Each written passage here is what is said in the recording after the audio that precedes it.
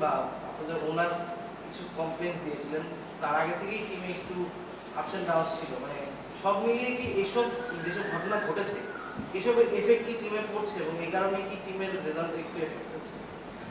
Actually এটা বললে পরে এক্সকিউজ দেওয়া হয়ে যাবে।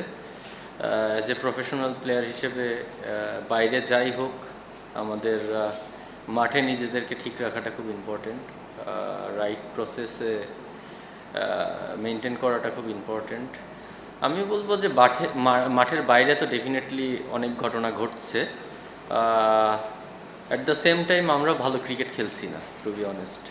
আমাদের যদি বোলিং দেখেন অনেক বেশি এক্সপেন্সিভ হয়ে যাচ্ছি, ব্যাটিংয়ে গেলে আর্লি অনেক উইকেট লুজ করে ফেলছি। টি-20 তো শর্টার ফরম্যাটের খেলা, এটা আপনি ছোটোখাটো মিস্টেক করলে পরে এটা অনেক বড় হয়ে যায় দিন শেষে রেজাল্টের ক্ষেত্রে। তো ব্লেমটা অবশ্যই আমাদের যারা আমরা মাঠে খেলছি তাদেরকেই নিতে হবে, মানে রেজাল্টের যে ব্যাপারটা বললেন।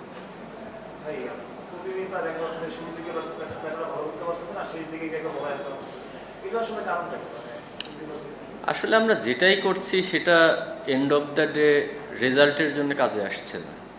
আপনার ব্যাটসম্যান ওপর থেকে করুক আর নিচ থেকে করুক, দিন শেষে জেতাটা ইম্পর্টেন্ট। তো আমাদের যে মিস্টেকগুলো হচ্ছে, মিস্টেক সবাই করে, সব টিমই করে, কিন্তু আমাদের মিস্টেকগুলো একটু বেশি ইফেক্ট করে যাচ্ছে রেজাল্টের ক্ষেত্রে।